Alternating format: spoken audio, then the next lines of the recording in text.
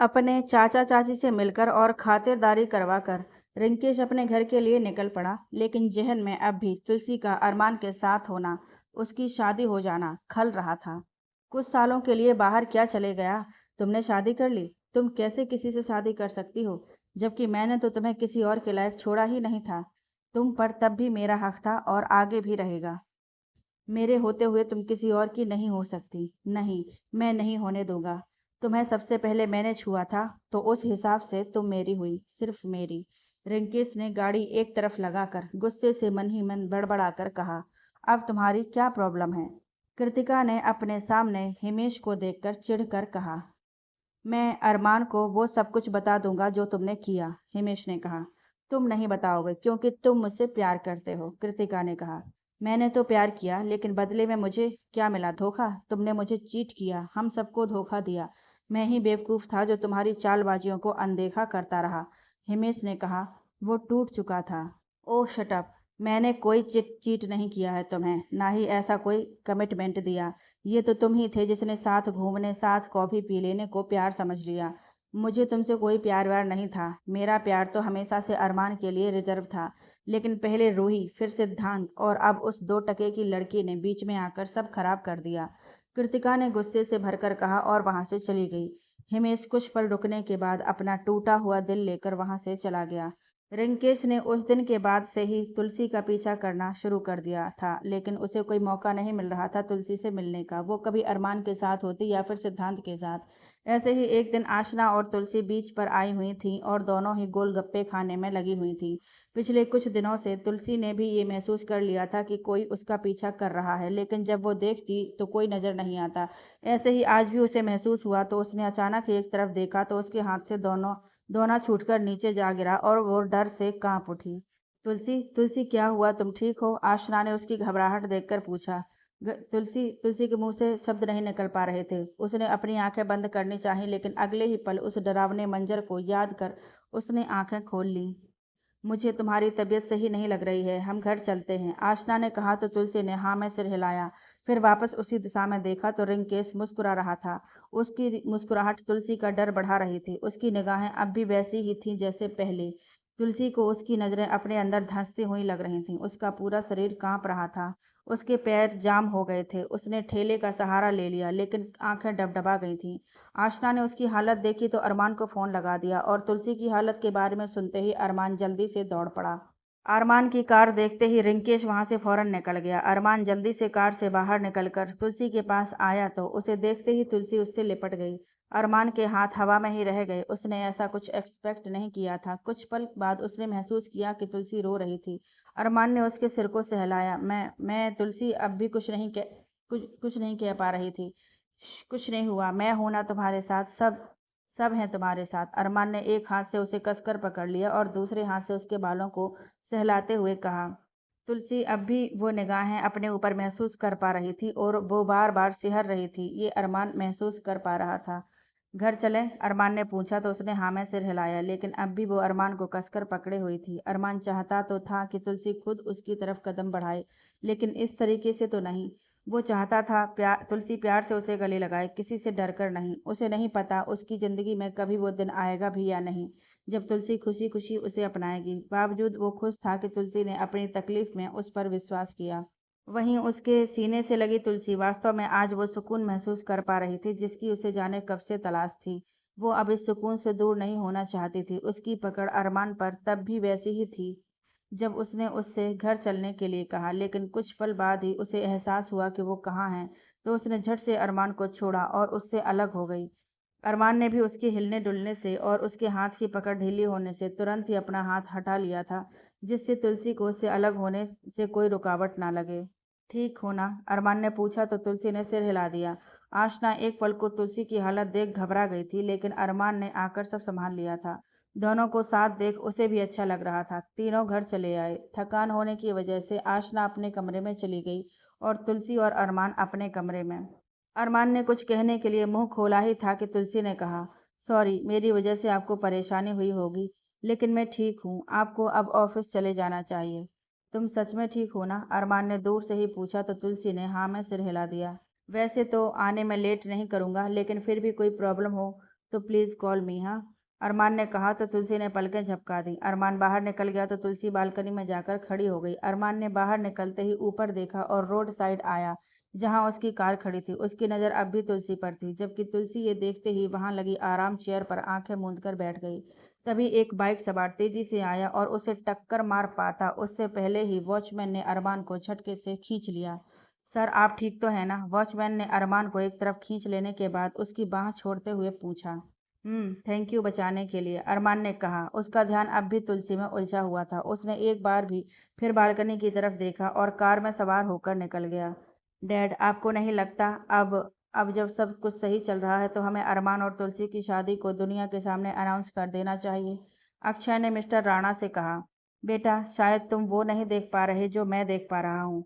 अरमान ने जिस तरीके से और जल्दबाजी में शादी की थी वो हम सबने देखा था। तुलसी की इसमें रजामंदी नहीं थी, वो भी उसके चेहरे पर साफ दिखाई दे रहा था। एक तरीके से देखा जाए तो उस बच्ची के साथ नाइंसाफी हुई। वो चाहती तो अरमान के खिलाफ कंप्लेंट कर सकती थी, उसे जेल भिजवा सकती थी, लेकिन उसने ऐसा नहीं किया। शायद अरमान के लिए उसके दिल में कोई सॉफ्ट कॉर्नर रहा हो, या फिर हमारे स्टेटस में अंतर की वजह से। तुलसी ने हम सबको तो अपना लिया है, लेकिन अरमान को नहीं। कहीं ना कहीं उसका गुस्सा, उसकी नाराजगी अरमान के लिए सही भी है। तो जब तक उसकी नाराजगी, उसका गुस्सा खत्म नहीं हो जाता, वो इस रिश्ते को अपना नहीं लेती, तब तक ये रिश्ता दुनिया के सामने नहीं आएगा। अगर वो अरमान के साथ नहीं रहना चाहेगी तो मैं उसके इस फैसले को भी उसका साथ दूंगा, फिर चाहे अरमान का दिल ही क्यों ना दुखे। गलती की है तो सजा तो भुगतनी ही पड़ेगी जनाब को, मिस्टर राणा ने कहा। तो अक्षय को अरमान के लिए फिक्र होने लगी। तुलसी आंखें बंद करके बालकनी में बैठी थी। उसके सामने कभी अरमान का चेहरा आता तो कभी रिंकेश का, कभी अरमान की उसके साथ धोखे से की हुई शादी दिखाई पड़ती तो कभी रिंकेश द्वारा की गई हैवानियत। वो पसीने से भीग गई थी और उसकी आंखों की कोर भी भीग गई थी। जब जब किसी पर विश्वास करने लगती तब तब उसी के द्वारा छली जाती। वो कुछ भी नहीं भूली थी और ना भूल सकती थी। उसे अब गुस्सा आ रहा था खुद पर कि क्यों वो अपने डर को काबू नहीं कर पा रही है और क्यों बार बार उस इंसान का सहारा ले रही है जिसने उसके साथ धोखा किया है। वो कैसे उसके करीब चली गई और क्यों? जब उसके साथ इंसान का लिबास ओढ़े उस जानवर ने हैवानियत की तब तो वो अपनी आई से लिपट कर भी नहीं रो पाई, तो फिर इस धोखेबाज इंसान का सहारा उसने क्यों लिया? तुलसी गुस्से से भर गई थी, उसकी आंखें और चेहरा लाल हो गया था। उसकी मुट्ठियां कस गई थी। वो उठकर जैसी थी वैसे ही बाहर निकल गई थी। उसने चिंटू को फोन लगाकर पुराने घर का लॉक खोल कर रखने को कहा और बाहर जाकर ऑटो रोकने लगी। रिंकेश, जो घर से कुछ दूर पर ही बाइक पर हेलमेट लगाए बैठा था, तुलसी को अकेला देख उसने बाइक स्टार्ट की ही थी कि उसी वक्त अरमान ने तुलसी के सामने कार रोक दी। वो ऑफिस के लिए निकला तो था, पर इस तरह तुलसी को अकेले छोड़कर जाना उसे सही नहीं लगा और वो वापस लौट आया। कहाँ जा रही हो? अरमान ने तुलसी को ऑटो रोकते देखकर पूछा। आपको मतलब नहीं होना चाहिए, तुलसी ने कहा और एक ऑटो को हाथ देकर रोका तो ऑटो चालक ने उसके सामने ऑटो रोक दिया। मुझे मतलब नहीं होगा तो फिर किसे होगा? शादी की है मैंने तुमसे तो तुम मेरी जिम्मेदारी हो, तुम्हारे प्रति मेरी जिम्मेवारी बनती है, अरमान ने कहा। अपनी जिम्मेदारियों को अपनी जेब में रखें। शादी आपने की है मुझसे, मैंने नहीं, इसलिए दूर रहें मुझसे। और तुलसी ने आगे कहने के लिए मुंह खोला ही था कि अरमान की नम आंखें देख चल पड़ा। तुलसी ने ऑटो को रुकवाया और पैसे देकर पैदल ही अपने घर चली आई, तो वहीं रिंकेश भी सेफ जगह देखते हुए बाइक रोक दी, जबकि पूरे रास्ते अरमान इस बाइक सवार को देखते हुए आया था जो घर से ही तुलसी के ऑटो को फॉलो करने में लगा हुआ था और अभी भी वो यहाँ तुलसी के घर के पास आकर रुक गया था। अरमान को उस पर शक हुआ तो उसने तुलसी को छोड़ इस बाइक सवार पर नजर रखना शुरू कर दिया। कुछ ही देर में तुलसी कपड़े चेंज करके आ गई। उसने ब्लैक टाइट्स के साथ ब्लैक और ग्रे का कॉम्बिनेशन में टी शर्ट पहन रखी थी। रिंकेश अपने हेलमेट से आंखें फाड़े उसे देख रहा था और देखते ही देखते वो कब बाइक सहित नीचे गिर पड़ा उसे भी सुध नहीं रही। कहाँ उसने तुलसी को फ्रॉक में, कभी दो चोटी तो कभी पोनी टेल में देखा था, कहाँ ये तुलसी एकदम अलग अवतार में। वो अपने ही ख्यालों में ऐसा खोया कि तुलसी कहाँ चली गई उसे पता ही नहीं चला। दूर कार में बैठा अरमान कुछ देर तक उसे देखता रहा। फिर जब वो बाइक लेकर दूसरी तरफ चला गया तो अरमान कार से उतरकर वहां चला गया जहां तुलसी थी। तुलसी आज काफी गुस्से में थी और ये चिंटू ने भी महसूस किया। वो वार्म अप भी गुस्से में कर रही थी। कुछ देर में मैच शुरू होने की अनाउंसमेंट हुई और तुलसी के साथ एक पहलवान अखाड़े में उतर आया। तुलसी को देख उसके चेहरे पर तंज भरी हंसी खेल गई। तुलसी को उसमें रिंकेश दिखाई पड़ रहा था और उसकी वो तंज भरी हंसी और उसकी आंखों में उसे वहशीपन नजर आ रहा था। लोगों के चीयर अप में तुलसी को अपनी ही चीखें और छोड़ देने के लिए की गई मिन्नतें सब कुछ सुनाई पड़ रहा था। उस पहलवान ने जब अपनी सैंडो उतार कर फेंकी तो तुलसी को अपने सामने कपड़े उतार कर फेंकते हुए रिंकेश नजर आया। उस पहलवान ने जब तुलसी को ऊपर से नीचे तक देखा, होठों पर अंगूठा फिराया तो तुलसी को अपनी सांसें घुटती हुई महसूस होने लगी। उसे अपने सामने ही वो 14 साल की तुलसी दिखाई दे रही थी जो अपने हाथ पैर चलाकर उस वहशी को रोकने की नाकामयाब कोशिश कर रही थी, लेकिन वो जानवरों की तरह उसे नोच रहा था। और वो 14 साल की तुलसी दर्द में चीख रही थी, रो रही थी, चिल्ला रही थी। तुलसी से अब और सहन नहीं हुआ तो उसने अपनी आंखें और कान बंद कर लिए। उसकी ये हालत देख अरमान की आंखों से आंसू बहने निकले। वो उसे संभालना चाहता था, बुरी नज़रों से उसे छुपा लेना चाहता था, लेकिन वो ये कुछ भी नहीं कर सकता था क्योंकि तुलसी ने उसे ये हक नहीं दिया था। दीदी कहते हुए चिंटू ने उसे जोर से हिलाया तो तुलसी एकदम से हड़बड़ा गई। उसने चिंटू की तरफ देखा, अपने सामने और आसपास देखा तो समझ आया कि वो कहाँ है। उसने उस पहलवान की तरफ देखा जो अब भी अपने दांत दिखा रहा था। तुलसी ने अपने दांतों को कसकर दबाया, अपनी उंगलियों को अंदर दबाकर कसकर मुट्ठी बांधी और जैसे ही फाइनल अनाउंसमेंट हुई, तुलसी ने गुस्से से एक मुक्का उस पहलवान के जबड़े पर दे मारा। अचानक हुए इस हमले से वो तैयार नहीं था, जिससे मुक्का पड़ते ही वो जमीन पर गिर पड़ा। तुलसी को उसमें रिंकेश की झलक दिखाई पड़ती तो उस पर ताबड़तोड़ मुक्के बरसाती रही। उसे पॉइंट मिल चुका था और साथ ही ब्रेक भी। वो पहलवान बुरी हालत में था, लेकिन फिर भी तुलसी को बुरी तरह से घूर रहा था। रिंकेश अभी भी तुलसी को ढूंढ रहा था, लेकिन तुलसी उसे कहीं भी मिल नहीं रही थी। हार कर वो अपने घर के लिए निकल गया। इधर मैच एक बार फिर शुरू हुआ और तुलसी जो गुस्से से भरी पड़ी थी, उसने अपने विरोधी पहलवान को संभलने का मौका तक नहीं दिया और उसकी घूरती आंखों पर मुक्का जड़ते हुए उसे उठाकर पटक दिया। तुलसी मैच जीत चुकी थी। उसने उस पहलवान की तरफ देखा जो पीठ के बल जमीन पर पड़े हुए भी तुलसी को घूर रहा था। तुलसी ने उस पर ध्यान ना देते हुए अपनी इनाम राशि लेकर वो चिंटू के साथ घर पहुंची और चेंज करके चिंटू को लॉक लगाने को कहकर वो खुद पैदल ही निकल पड़ी। काफ़ी देर तक पड़े रहने के बाद वो पहलवान कराहते हुए उठकर बैठ गया। कुछ लोग उसे लड़की से हार जाने पर व्यंग भरी मुस्कान लेकर देख रहे थे, आपस में ही बातें कर रहे थे। आज से पहले वो जब भी इस अखाड़े में आया था कभी हारा नहीं था। उसके सामने आज तक कोई भी टिक नहीं पाया था, लेकिन जाने कैसे एक लड़की उसे मात देकर गई थी, वो भी बुरी तरह। एक लड़की से बुरी तरह पिट जाना उससे सहन नहीं हो रहा था। उस अपनी हार उससे बर्दाश्त नहीं हो पा रही थी। अपना अपमान उसे शरीर पर तेजाब गिरने के समान प्रतीत हो रहा था। मन ही मन वो इस लड़की से बदला लेने का, उसे उसकी औकात दिखाने, एक मर्द पर हाथ उठाने की सजा देने का प्रण कर चुका था। उसका चेहरा नफरत और गुस्से से भर उठा। वो उठा और अपने कपड़े पहनते हुए लंबे लंबे डग भरते हुए वहां से चला गया। तुलसी अभी गली के कोने पर ही पहुंची थी कि अरमान ने उसे बगल में कार रोककर बिना कुछ कहे गाड़ी का दरवाजा खोल दिया। वो वक्त देखते हुए तुलसी भी गाड़ी में जाकर बैठ गई। अरमान ने गाड़ी सड़क पर दौड़ा दी। दोनों घर पहुंचे तो तुलसी कमरे में चली गई, जबकि अरमान ने सिद्धांत को फोन करके अर्जेंट में मिलने के लिए बुला लिया। रूम में जाकर तुलसी ने पैसे देखे, लेकिन ये उतने नहीं थे जितने की उसे ज़रूरत थी। कुछ सोचा उसने, पैसे कबर्ड में रखे और कपड़े लेकर नहाने चली गई। अगली सुबह दोनों कॉलेज पहुंचे। सिद्धांत ने तुलसी से मिलना था और तुलसी को भी सिद्धांत से काम था, तो एक दूसरे को देख दोनों ही एक दूसरे की तरफ बढ़ चले, जबकि सिद्धांत को इशारा कर अरमान दूसरी तरफ चला गया। गुड मॉर्निंग, सिद्धांत ने कहा तो तुलसी ने भी उसे गुड मॉर्निंग विश किया। वक्त है ना आपके पास? क्या हम बात कर सकते हैं? तुलसी ने पूछा। ऐसी बातें करके कर देती हो ना पराया। कितनी बार कहा है पूछा मत करो, जो कहना है या जो भी चाहिए सीधे से हक से कहा करो। प्रियो को देखो, पूरे हक से के साथ लड़ाई करती भी है, और आइसक्रीम खाना हो या मिसल पाव खाना हो। सिद्धांत ने कहा। क्या वो आपको परेशान करती है? तुलसी ने पूछा। मुझे अच्छा लगता है जब वो बच्चों की तरह जिद करती है। मुझे अच्छा लगता है जब वो मेरी आई से मेरी शिकायत लगाती है। मुझे इतने प्यारे और अच्छे रिश्ते देने के लिए थैंक यू तुलसी। मैं जहाँ जा रहा था वो अब तक बस खाली मकान था, लेकिन आई और प्रियो के आने से वो घर बन गया है। वहाँ भी हंसने बोलने की आवाज़ें गूंजने लगीं, और ये सब मुझे सिर्फ तुम्हारी वजह से मिला है तुलसी, सिद्धांत ने कहा। मेरी वजह से कुछ नहीं हुआ है दादा। आई कहती है जिसके नसीब में जो होता है देर सवेर उसे वो मिलकर ही रहता है, तुलसी ने कहा। तो सिद्धांत ने अपने जेब से एक चैन पेंडल निकाला और तुलसी के हाथ में रखते हुए कहा, प्रियो के लिए खरीद रहा था तो सोचा तुम्हारे लिए भी ले लूं, अच्छा है ना? सिद्धांत ने पूछा तो तुलसी ने देखा। वो एक गोल्ड की चैन थी जिसमें गोल्ड और डायमंड से बना I will evil I pendant था, जो बहुत सुंदर लग रहा था। तुलसी ने कुछ नहीं कहा तो सिद्धांत ने कहा, पहन लेना, बुरी नज़रों से बचाएंगे ये। तुलसी ने अब की बार मुस्कुराकर हाँ में सिर हिलाया और उसी वक्त उसे चैन पेंडेंट को अपने गले में डाल लिया। अब बताओ क्या बात करनी थी तुम्हें? सिद्धांत ने पूछा। दादा मुझे कुछ पैसे चाहिए, तुलसी ने कहा। क्यों? जहाँ तक मैं जानता हूँ तुम अपने लिए नहीं मांग रही हो, तो फिर क्या ज़रूरत पड़ गई? सिद्धांत ने पूछा।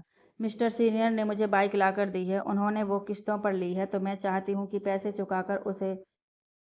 चुकाकर उसे हर्ट करो। उसके दिए गए गिफ्ट की कीमत चुकाकर क्या साबित कर लोगी तुम? किसी का एहसान नहीं लेती। जिस इंसान ने कभी कोई काम नहीं किया हो, वो खुद एक डैड के ऑफिस में एम्प्लॉय बनकर जॉब कर रहा है। क्या तुम्हें ये सब दिखाई नहीं दे रहा? क्या अब कभी उसकी आंखों में झांक कर देखा है तुमने? उस जिसकी आंखों में हमेशा चमक होती थी, लेकिन अब बस उदासी ही दिखाई देती है। तुलसी, मैं बचपन से जानता हूँ उसे। उस जैसा इंसान तुम्हें ढूंढने से भी नहीं मिलेगा। तुलसी, मानता हूँ कि उसने गलत किया, लेकिन क्या उसके बाद उसने कोई भी गलत बात या गलत व्यवहार किया तुम्हारे साथ? मुझे पता है नहीं किया होगा, क्योंकि मुझे दिखता है वो कितनी परवाह करता है तुम्हारी। लेकिन उसकी फीलिंग्स, उसके इमोशंस, इन सब की तुम्हारी नज़रों में कोई वैल्यू ही नहीं है ना?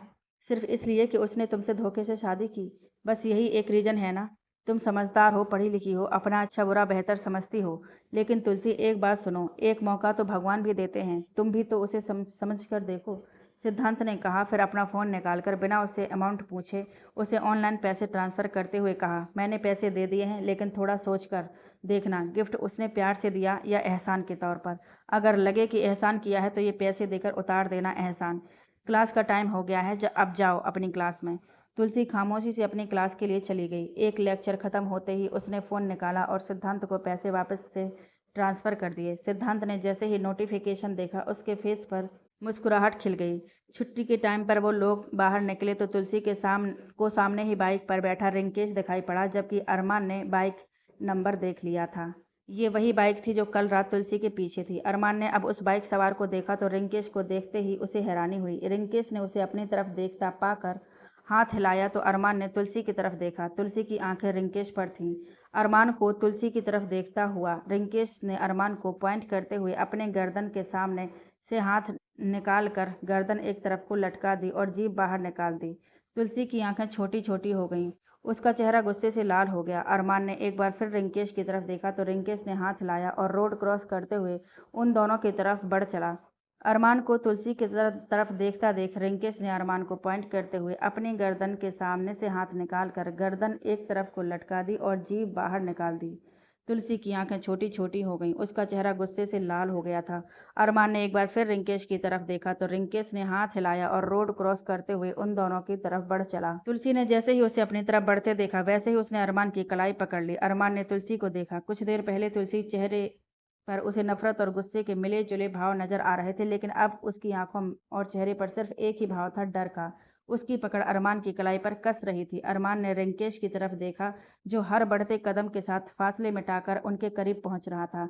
अरमान के पास कोई प्रूफ होता तो वो उसे यहीं कहीं दफन कर देता। उसने रिंकेश से निगाहें हटाईं और फुल स्पीड में कार आगे बढ़ा दी तो तुलसी ने भी कुछ समय बाद पीछे पलट कर देखा।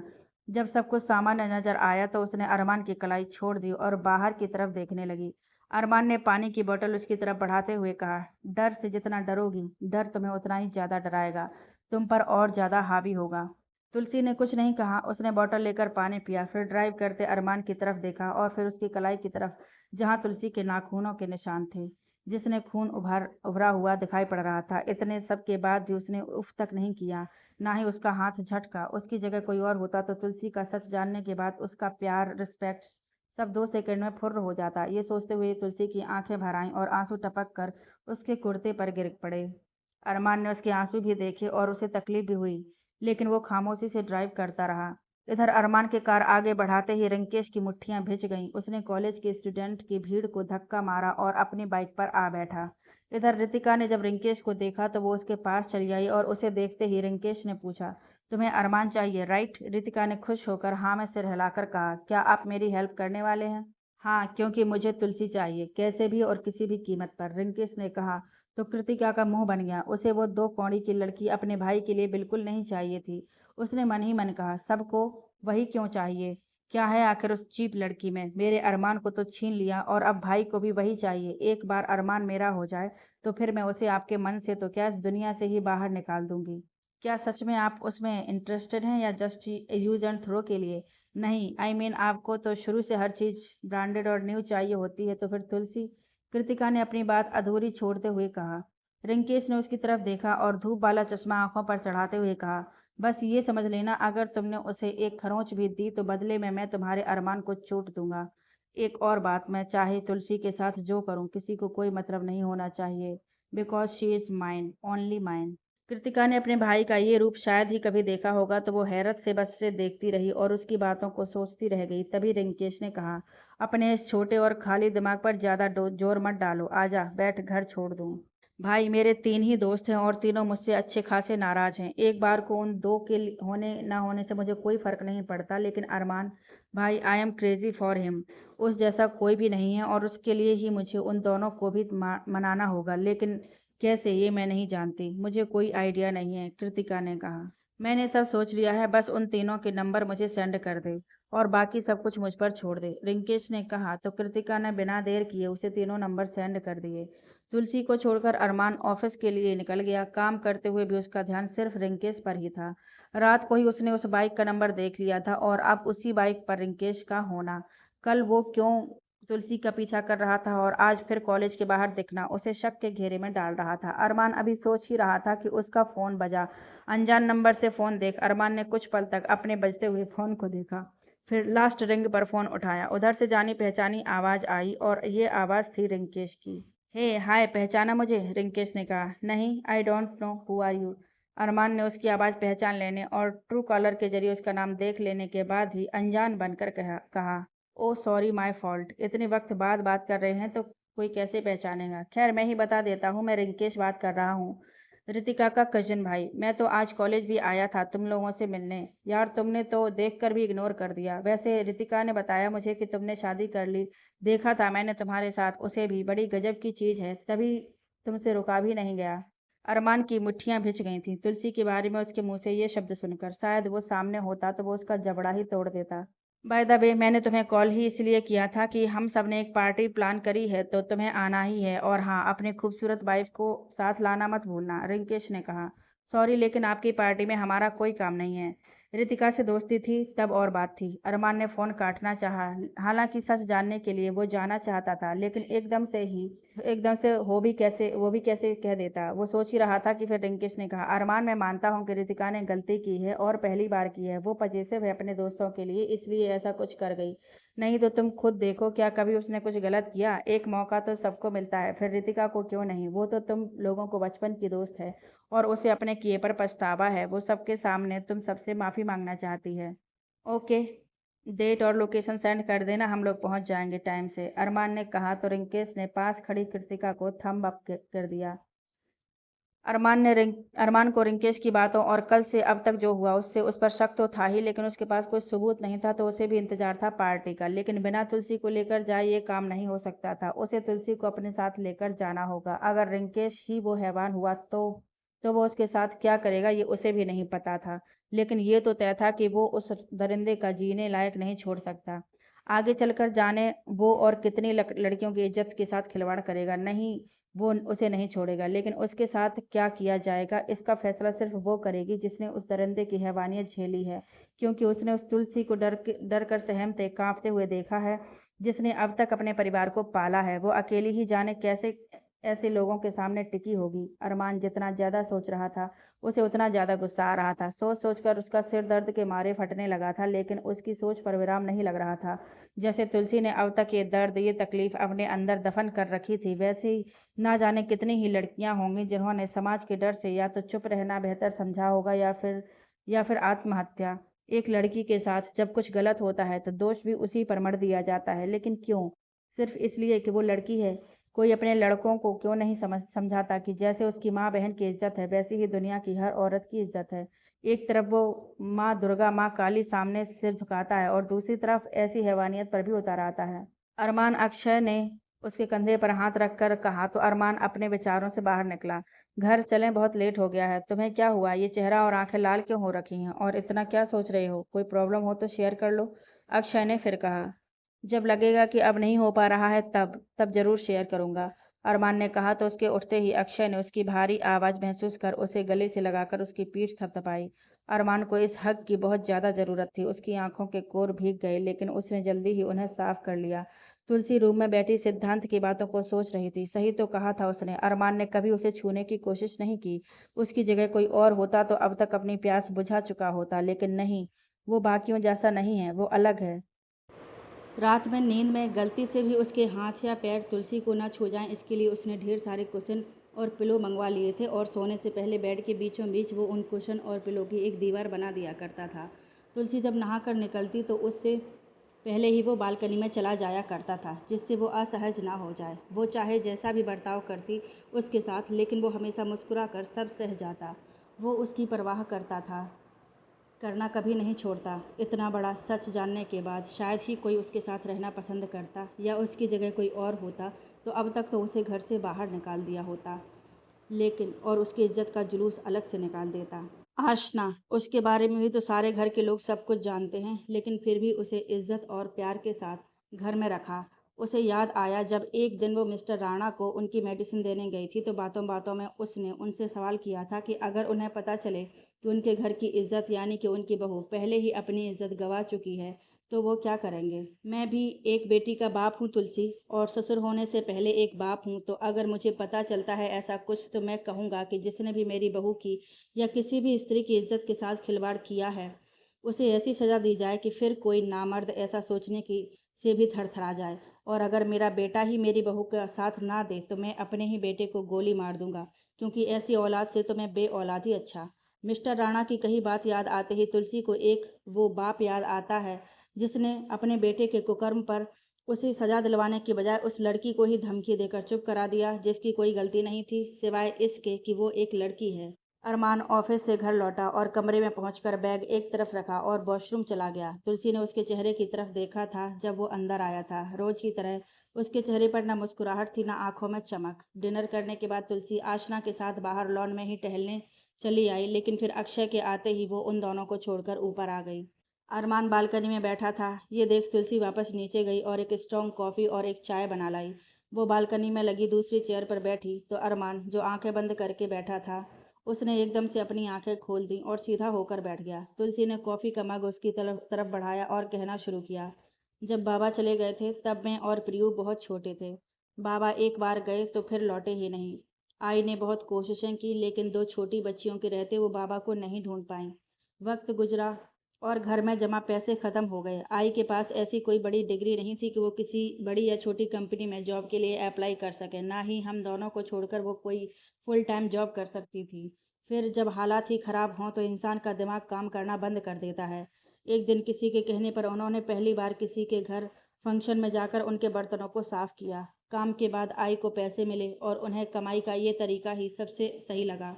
फिर वक्त गुजरा और जब थोड़ी समझ आई तो आई के साथ साथ मैंने भी ये काम शुरू कर दिया, जिससे काम भी जल्दी ख़त्म हो जाता और ज़्यादा घरों में काम हो जाता। अभी हमें एक घर में और बर्तन साफ़ करने के लिए रखा गया, लेकिन वो पहले हमारा काम देखना चाहते थे।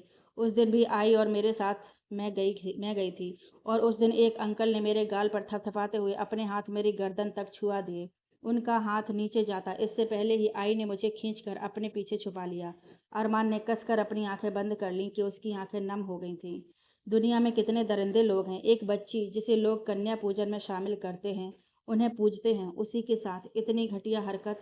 तुलसी ने फिर कहना शुरू किया, उस दिन आई ने मुझे जब बचाया और उन पर हाथ उठाने को हुई तो उनका हाथ मरोड़ दिया गया। उनके ब्लाउज में पैसे भर दिए गए और उन पर चोरी का इल्ज़ाम लगा दिया गया। आई को पुलिस पकड़ कर ले गई। पूरे एक दिन और रात वहां पर उस थाने में गुजारने के बाद आई को छोड़ा गया, वो भी इसलिए कि आई ने पैसे लौटा दिए और कबूल कर लिया कि उन्होंने चोरी की।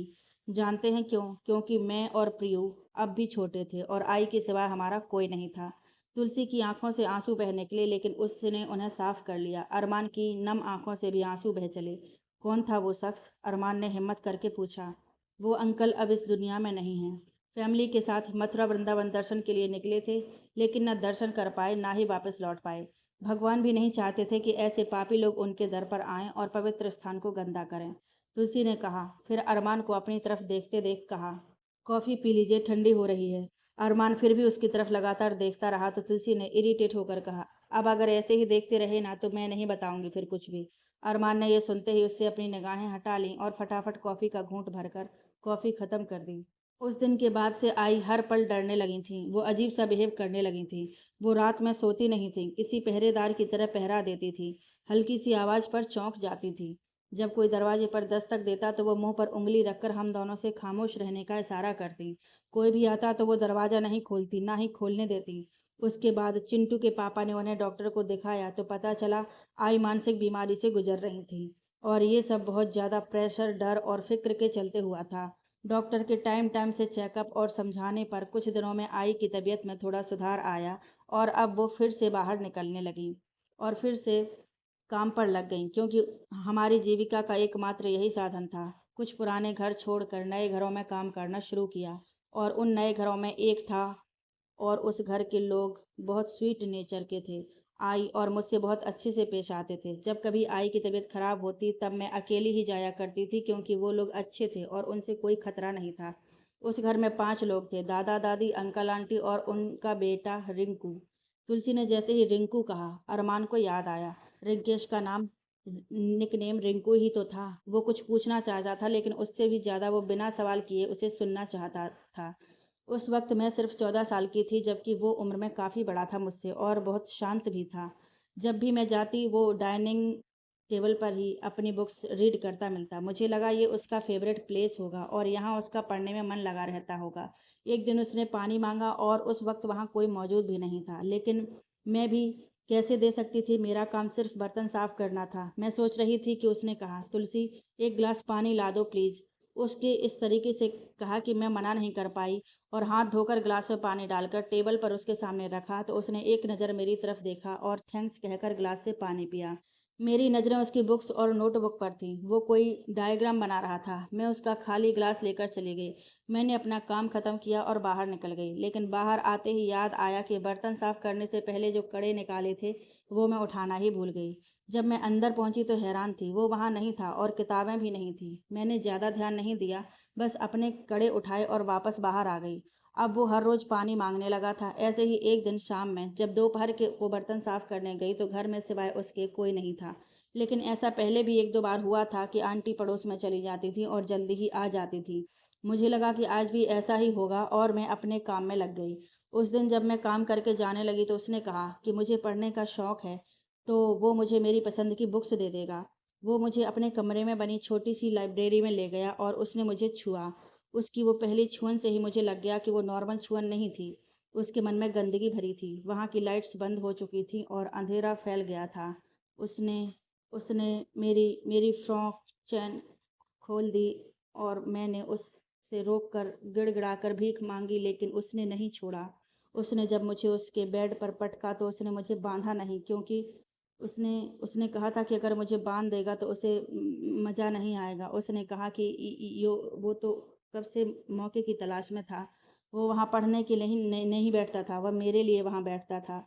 उसने मुझे कई जगह से कहकर काटा कि लव बाइट्स हैं और वो मुझसे प्यार करता है और आज के बाद मैं सिर्फ उसकी रहूँगी। वो इंसान नहीं था, वो एक भूखा जानवर था जिसने उस दिन मुझे नोच डाला। एक बार नहीं, कई बार। उसकी मॉम लौट आई थी और जब उन्होंने ये सब देखा तो उसके डैड को फ़ोन पर सब कह सुनाया। वो तमतमाए से घर आए और सारा इल्ज़ाम मुझ पर डाल दिया। उन्होंने कहा कि अगर मैंने इस बारे में किसी से भी कुछ कहा तो वो आई और प्रिया को भी नहीं बख्शेंगे। उन्होंने मेरे मुंह पर पैसे मारे और अपने बेटे को लेकर कमरे में चले गए। उसकी मॉम ने अपने किसी पहचान वाली डॉक्टर को दिखाया और पहनने के लिए दूसरे कपड़े देकर कहा कि वो उनका इकलौता बेटा है, मैं उसे माफ़ कर दूं और उसका किया कांड किसी को ना बताऊं। उन्होंने कहा कि वो अपने पति को इस बात के लिए मना लेंगी कि 18 की होते ही मेरी शादी उनके बेटे से करवा दें। जब मैं घर पहुंची तो पता चला कि काम से लौटते समय किसी गाड़ी ने आई को टक्कर मार दी है। मैं समझ गई थी ये सिर्फ एक नमूना दिखाया है उन लोगों ने मुझे चुप रखने के लिए। मैंने किसी से कुछ नहीं कहा।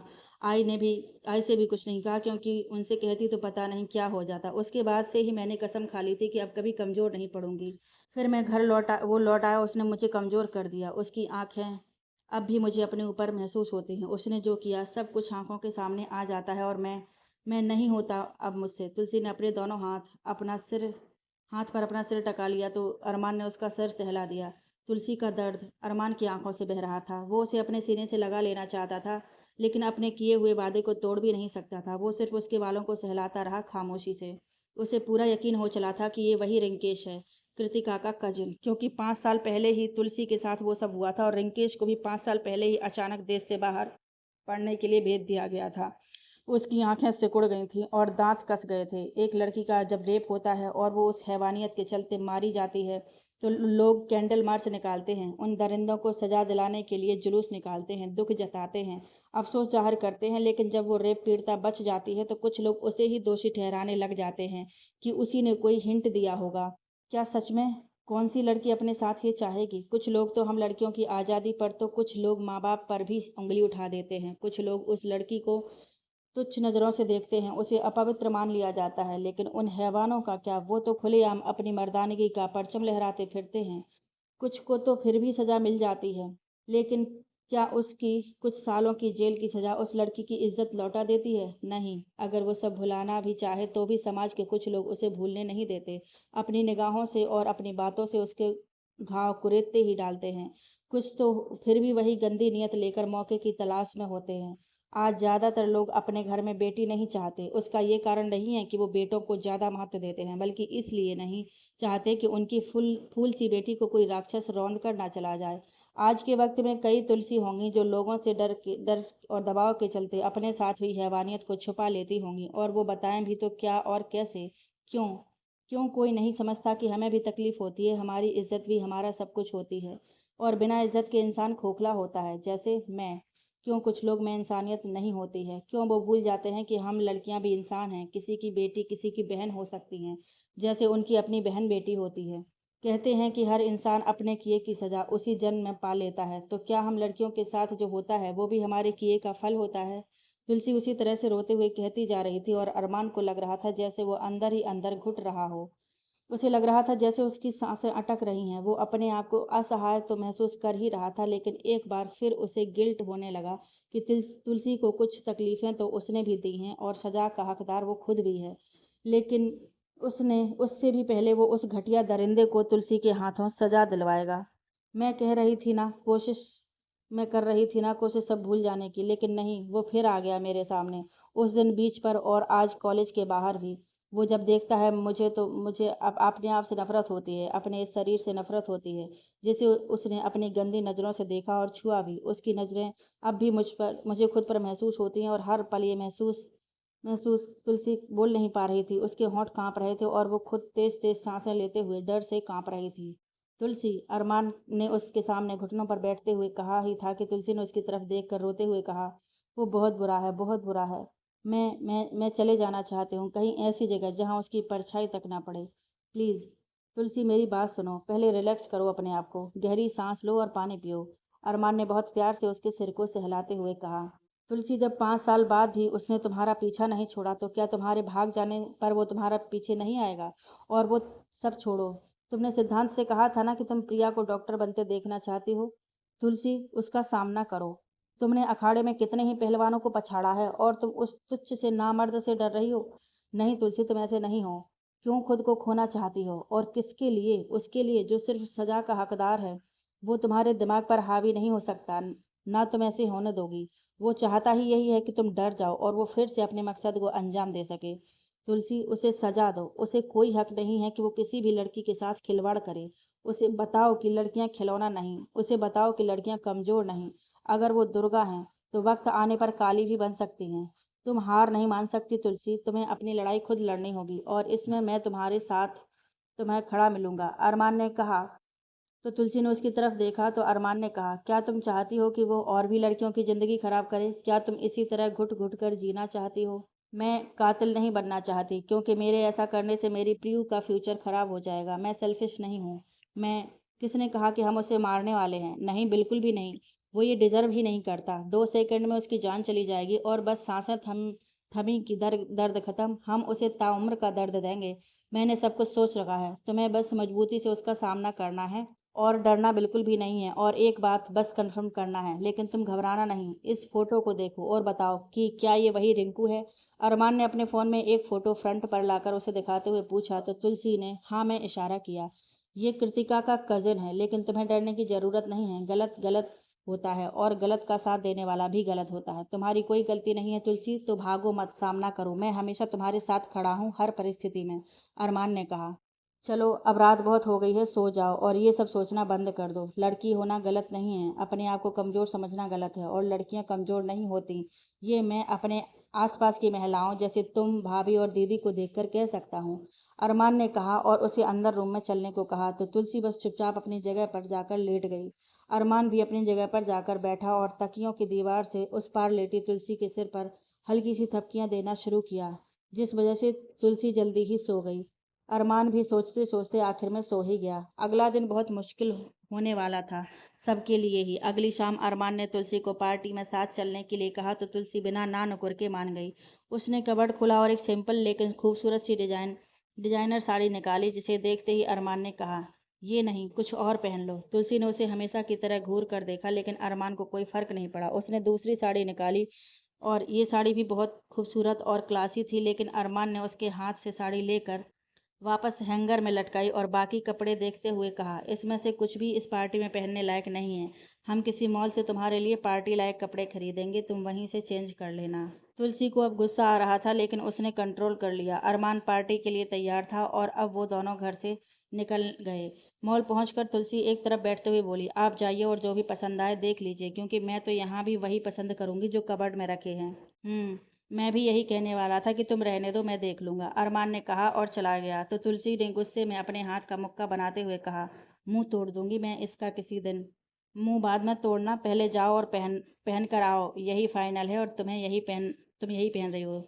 साइज में प्रॉब्लम हो तो बता देना, 2 मिनट में ये लोग दूसरा साइज अवेलेबल करा देंगे। अरमान ने उसके हाथ में एक light blue dress, fade jeans, white shirt, अपनी मेरे से शर्ट करती टी शर्ट और ब्लू डेनिम जैकेट के साथ में शूज, सब कुछ उसके हाथ में थमा कर कहा। तुलसी ने गहरी सांस भरी और उठकर ट्रायल रूम की तरफ चली गई और कुछ ही देर में वो उन कपड़ों को पहने वापस लौटी। उसने कपड़ों के हिसाब से हाई पोनी बना ली थी और आज बाल पीछे होने की वजह से उसकी मांग में लगा हल्का सा सिंदूर भी दिखाई पड़ रहा था। वो पार्टी लायक बिल्कुल भी रेडी नहीं लग रही थी, लेकिन अरमान को वो अपने सिंपल लुक में भी बेहद अट्रैक्टिव और खूबसूरत लग रही थी। बाहर अंधेरा घिरने लगा था। दोनों कार में आकर बैठे। अरमान ने अपना सीट बेल्ट लगाते हुए कहा, हम रिंकेश की पार्टी में जा रहे हैं और रिंकेश कृतिका का कजिन है और सबसे मेन बात, रिंकेश ही रिंकू है। आखिरी की लाइन सुनते ही तुलसी ने उसकी तरफ देखा। अरमान ने देखा, एक बार फिर उसकी आंखों में डर साफ झलक रहा था और उसने कहा, आज का मौका हाथ से मत जाने देना तुलसी, मैं तुम्हारे साथ रहूंगा हर पल। इस बार वो तुम्हें कुछ नहीं कर पाएगा, क्योंकि इस बार ये तुलसी ना बच्ची है और ना ही कमज़ोर। फिर ये जो गले में पेंडल पहना है तुमने, इसमें ट्रैकर लगा है। तुम जहाँ कहीं भी हो जाओगी, मुझे तुम्हारी लोकेशन पता चलती रहेगी। इस बार तुम कमज़ोर नहीं पड़ोगी। तुलसी उस हैवान के सामने तो बिल्कुल भी नहीं। उसे बताओ कि लड़कियों की इज्जत के साथ खेलने का अंजाम क्या होता है। तुलसी ने सिर सीट में लगाकर आंखें बंद कर ली। आंखों से आंसू बहकर कान भिगा गए। बंद आंखों से वही उसे चीखें, वही छोड़ देने की मिन्नतें, कपड़ों के उतर जाने पर अपने आप में सिमट जाना और उस दरिंदे की आंखों में दिखती हैवानियत और वहशीपन, जिससे के चलते उसे ना तो तुलसी का दर्द महसूस हो रहा था, ना ही उसका दर्द में चीखना चिल्लाना। कार ड्राइव करते हुए अरमान बीच बीच में उसे भी देख रहा था। उसकी आंखों में उसने कभी आंसू या नमी तक नहीं देखी थी। आजकल कई दिनों से वो उसे रोते हुए, रातों को सिसकियां लेते हुए देख रहा था। अभी भी आंखों से लगातार आंसू निकलकर उसके कानों को भिगा रहे थे। उसके चेहरे पर दर्द की लकीरें उभर रही थीं। रात को तुलसी ने उसे सब कुछ बताया तो सही, लेकिन उसने बस बताया भर था, इससे ज्यादा कुछ नहीं था। वो अंदाजा भी नहीं लगा सकता था कि जो लड़की आज भी उस हादसे को याद करके कांप जाती है, तो उस समय जब वो बच्ची थी तब उस पर क्या गुजरी होगी। वो तो किसी से कह भी नहीं पाई, अपनी आई से लिपट कर रो भी नहीं पाई। वो अपना दर्द आज तक अपने अंदर समेटती आई। अरमान की आंखों से आंसू गाल पर आ चले और सामने सब कुछ धुंधला गया। उसने झट से अपनी आंखें पोंछ लीं। अरमान ने जैसे ही ब्रेक लगाकर कार रोकी, तुलसी ने तुरंत आंखें खोल लीं। सामने एक बड़ा सा फार्म हाउस था और आसपास झाड़ियों से भरा हुआ था। ये रिंकेश का फार्म हाउस था। बचपन से लेकर अब तक उसकी जितनी भी पार्टी हुई हैं यहीं हुई हैं। वो यहाँ का चप्पा चप्पा जानता है, लेकिन हम नहीं। तो बी केयरफुल, अरमान ने फार्म हाउस को देखते हुए कहा और कार पार्किंग में लगाई। उसने कार से बाहर आकर तुलसी की तरफ का डोर खोला और तुलसी को बाहर आने को कहा, लेकिन तुलसी हिम्मत नहीं जुटा पा रही थी। उसने नामे गर्दन हिला दी। तुलसी प्लीज, क्या तुम चाहती हो उस दरिंदे की वजह से और भी मासूम लड़कियों की जिंदगी खराब हो? अरमान ने कहा तो तुलसी ने गहरी सांस भरी, आंखें बंद करी और कुछ ही सेकंड में गाड़ी से बाहर आ गई। वो जैसे ही गाड़ी से बाहर निकली कि रिंकेश एकदम से सामने आ गया और तुलसी कदम पीछे लेकर कार से टिक गई। रिंकेश ने अरमान को गले लगाकर वार्म वेलकम करते हुए कहा, एक लंबे वक्त के बाद तुमसे मिलकर अच्छा लगा, लेकिन अपनी ब्यूटीफुल सी वाइफ से नहीं मिलवाया यार तुमने। चलो कोई नहीं, मैं खुद ही मिल लेता हूँ। इतना कहकर वो बाहें फैलाए आगे बढ़ा ही था कि अरमान उन दोनों के बीच में आ गया। उसने बहुत ही सख्त लहजे में कहा, बीबी है मेरी, so don't cross your limit, okay? Oh chill bro, मैं तो बस जान पहचान बढ़ा रहा था। अब पार्टी में हर वक्त तो तुम अपनी बीबी के साथ नहीं रह सकते ना, तो कोई तो चाहिए इन्हें कंपनी देने के लिए। रिंकेश ने तुलसी के चेहरे से लेकर पैर तक अपनी आंखों से लगभग स्कैन करते हुए कहा। तुलसी को उसकी आंखें चुभने लगी थी। उसने अरमान के एकदम पीछे होते हुए उसकी हथेली पकड़ ली थी और अरमान ने उसकी हथेली को कसते हुए भरोसा दिलाया कि वो उसके साथ है। तुलसी को किसी की कंपनी और सहारे की जरूरत नहीं है, वो खुद ही काफी है खुद के लिए, अरमान ने कहा। दिख रहा है वो तो। चलो अंदर, पार्टी शुरू हो चुकी है, बस स्पेशल गेस्ट का ही इंतजार था। उसने फिर थोड़ा सा साइड चलकर तुलसी को देखते हुए कहा और इस बार अरमान ने अपना दूसरा हाथ तुलसी की हथेली पर रखा तो तुलसी खुद से ही लड़ती हुई आगे आ गई। उसने रिंकेश को मुस्कुराते हुए देखा तो उसका मन किया कि उसकी आंखें नोच ले। तीनों अंदर आए तो सामने ही सिद्धांत मिल गया। अरमान से सब कुछ जानने के बाद भी वो तुलसी से बिल्कुल नॉर्मल ही पेश आया ताकि तुलसी असहज ना हो जाए। अरमान ने रिंकेश के जाते ही उससे पूछा, सीसीटीवी कैमरे बंद करवा दिए ना? जरूरत ही नहीं पड़ी, पहले ही बंद करवा दिए गए हैं सारे ही। पता नहीं उसके दिमाग में क्या चल रहा है, मुझे बस डर है कहीं इस प्लान के चलते हम तुलसी को हर्ट ना कर दें, सिद्धांत ने कहा।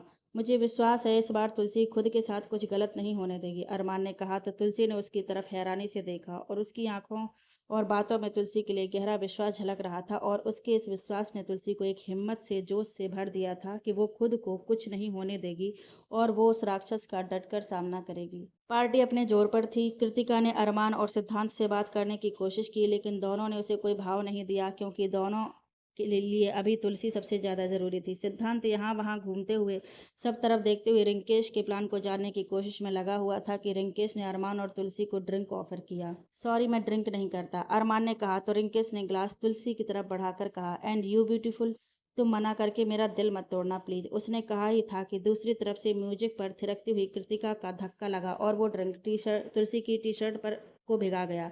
टी शर्ट भीग कर चिपक गई थी और रिंकेश अपनी गंदी नजरों से उसकी तरफ देख रहा था। रीति क्या कर रही है, देखकर सारे कपड़े खराब कर दिए तूने, अब जा जाकर साफ करवा ला या फिर चेंज ही करवा ले, रिंकेश ने कहा। आई एम सॉरी भाई, वो मैंने ध्यान ही नहीं दिया। एंड तुलसी सॉरी यार, चलो मैं तुम्हें दूसरे कपड़े दे दूं, ऋतिका कृतिका के ने कहा तो तुलसी ने अरमान की तरफ देखा और उसने उसे जाने के लिए कह दिया। तुलसी और कृतिका जैसे ही वहां से गई रिंकेश भी बाहर की तरफ निकल गया। अरमान और सिद्धांत ने भी एक दूसरे की तरफ देखा और उस तरफ चले गए जहां रिंकेश था। कृतिका तुलसी को एक रूम में लेकर आई और एक छोटी सी ड्रेस उसे देते हुए उसने कहा, तुम चेंज कर लो, मैं यही हूँ। तुलसी ने उस ड्रेस को देखा। ब्लैक कलर में पीछे से बैकलेस और आगे से भी रिलीविंग ड्रेस था। स्लीव्स के नाम पर बस पतली सी डोरी थी जिन्हें शोल्डर पर टाई करना था और तुलसी की हाइट के हिसाब से वो ड्रेस घुटनों से भी काफ़ी ऊपर ही रहने वाली थी। आई नो ये तुम्हारे स्टैंडर्ड से मैच नहीं करती है ना, ना ही अरमान। खैर कोई बात नहीं, मन भर जाएगा तो धक्के मारकर अपनी ज़िंदगी से बेदखल कर देगा वो तुम्हें। वैसे भी उसकी फैमिली ने अब तक तुम दोनों के रिश्ते को रिवील नहीं किया, मतलब तो समझती हो ना इसका। और ये भी समझती होगी कि बिना किसी रिश्ते के किसी गैर आदमी के साथ एक ही कमरे में उसके साथ बिस्तर शेयर करने वाली लड़की को लोग क्या कहते हैं। खैर मुझे क्या, चेंज कर लो, कृतिका ने उसे ड्रेस को देखते देख कहा और दूसरी तरफ घूम कर अजीब तरह से मुस्कुराई। तुलसी ड्रेस को वहीं पटक कर वॉशरूम चली गई। वो चाहती तो जवाब दे सकती थी लेकिन अभी उसका फोकस कहीं और था और इस लड़की पर उसे अपनी एनर्जी वेस्ट नहीं करनी थी। कृतिका ने उस रूम में मौजूद बेड को देखा और फिर वो मुस्कुराई।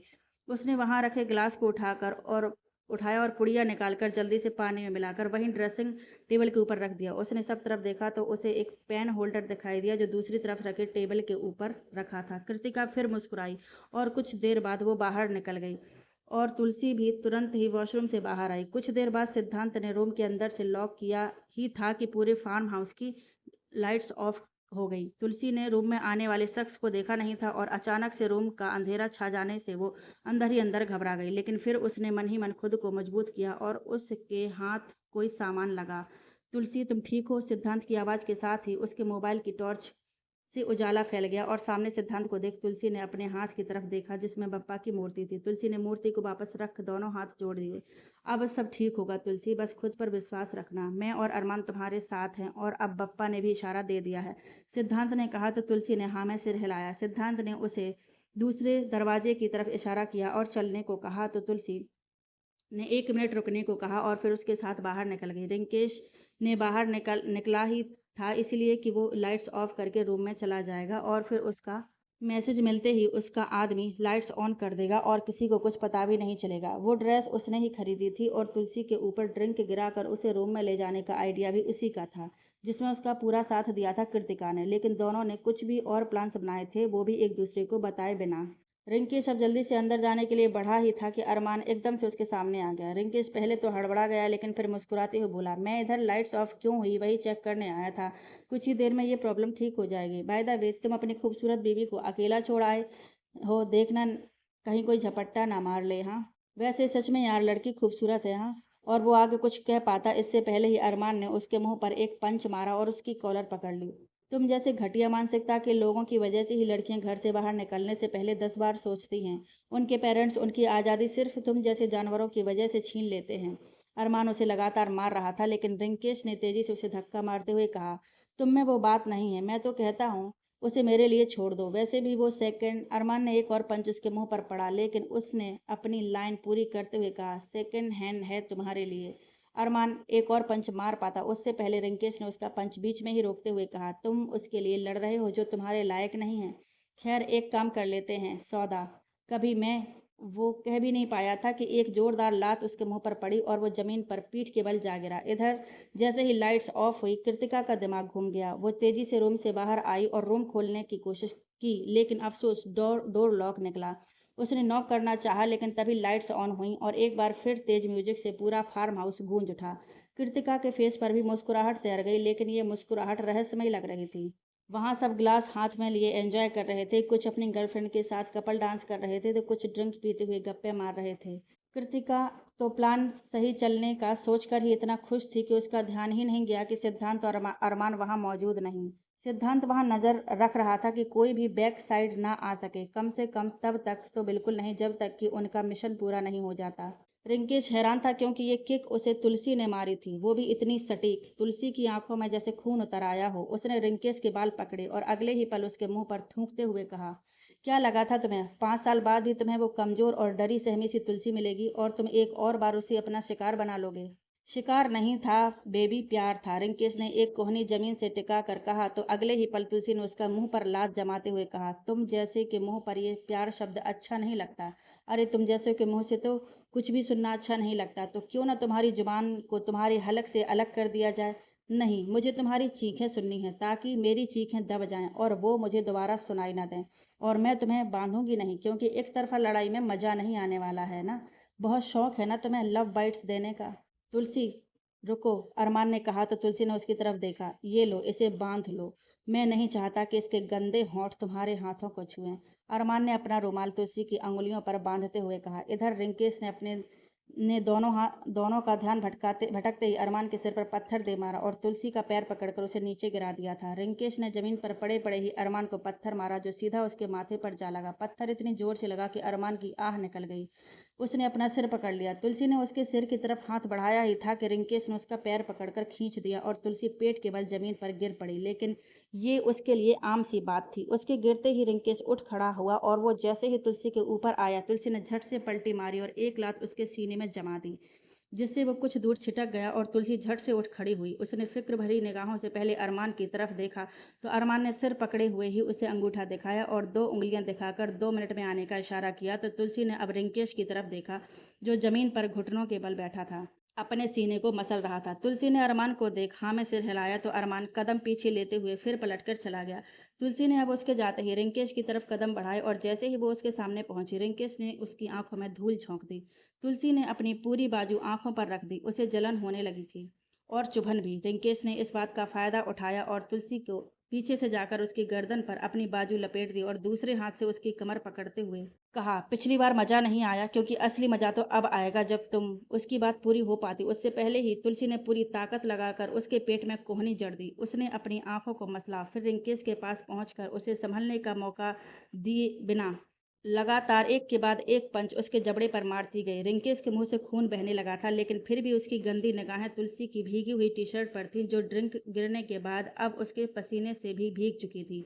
उसकी निगाहें देख तुलसी ने एक पंच उसकी आंख आंख पर भी जड़ दिया, और अगला पंच इतना जोर का था कि उसके हिले हुए दांत बाहर आ गिरे। रिंकेश की इतने से हालत बुरी हो गई थी। अरमान वापस लौट आया था और इस बार उसके साथ में कुछ सामान था। उसने रिंकेश की तरफ देखा, जो दर्द से बेहाल था और उसका पूरा मुंह खून से सना लथपथ हो चुका था।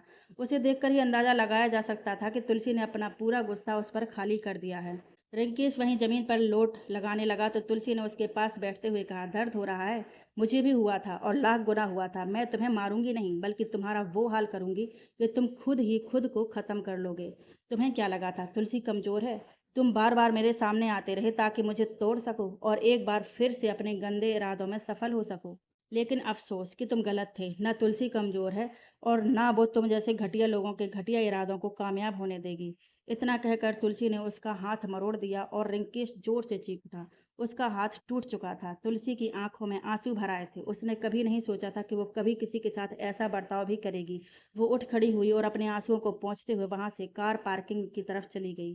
काफी वक्त बीत गया था, लेकिन रिंकेश अब तक रूम से बाहर नहीं निकला और ना ही तुलसी। कृतिका कुछ सोचते हुए एक बार फिर रूम की तरफ बढ़ गई। उसने कई बार दरवाजे पर दस्तक दी, लेकिन अंदर से कोई जवाब नहीं मिला। तो उसने दरवाजा खोलने की कोशिश की। फिर वही लॉक होने की वजह से वो अंदर नहीं जा पाई। उसे याद आया कि जब एक बार अंदर से डोर अपने आप लॉक हो गया था, उसके बाद उसे उसके बड़े पापा ने हर रूम के बाहर रखे टेबल में एक्स्ट्रा चाबी रखवा दी थी। उसने वहीं रखी टेबल की दराज से वो चाबी निकाली और लॉक खोला तो रूम खाली था और बेड भी एकदम साफ सुथरा था। कोई सलवट नहीं, कुछ नहीं। उसने अब जल्दी से वो ग्लास देखा जिसमें उसने तुलसी के लिए ड्रग्स रखा था। ग्लास खाली था। ये देखकर कृतिका खुश हुई। उसने पेन होल्डर में अपना रखा हुआ पेन देखा, लेकिन वो वहां था नहीं। उसका दिमाग घूम गया। उसने क्या सोचा था और क्या हो गया, लेकिन उसके पास प्लान बी भी रेडी था। उसने रिंकेश से कोई लेना देना नहीं था, क्योंकि उसे पता चल गया था कि रिंकेश ने तुलसी को पाने के लिए अरमान को रास्ते से हटाने का प्लान बना रखा था।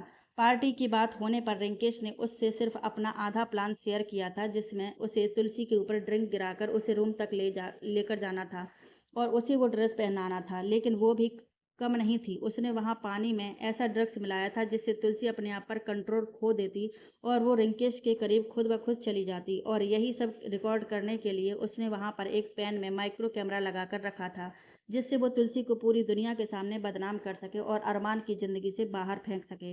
और अगर उसका ये प्लान सफल नहीं होता है, तब उसने प्लान बी पर काम करना शुरू करना था, लेकिन उसके लिए तुलसी का होना जरूरी था। उसने उसी रूम से जाने वाले दूसरे दरवाजे की तरफ देखा, जो खुला हुआ था। वो वहां से निकली ही थी कि तुलसी पार्किंग की तरफ जाते दिखी। उसने किसी को फोन लगाया और बस एक ऑर्डर दिया। तुलसी अपने आंसू पहुंचते हुए आगे बढ़ रही थी। रिंकेश का उसके ऊपर ड्रिंक गिराना, फिर रूम में भेजना, कृतिका का उसे वो बॉडी रिलीविंग ड्रेस पहनने को देना और उल्टी सीधी बातें सुनाना, या सीधे शब्दों में कहें तो अरमान की रखेल कहना, जो उसने कहा नहीं था लेकिन तुलसी समझ गई थी। जब वो वॉशरूम में गई और कृतिका से कुछ पूछने के लिए बाहर आ ही रही थी कि उसने कृतिका को गिलास में कुछ पाउडर जैसा मिलाते देखा।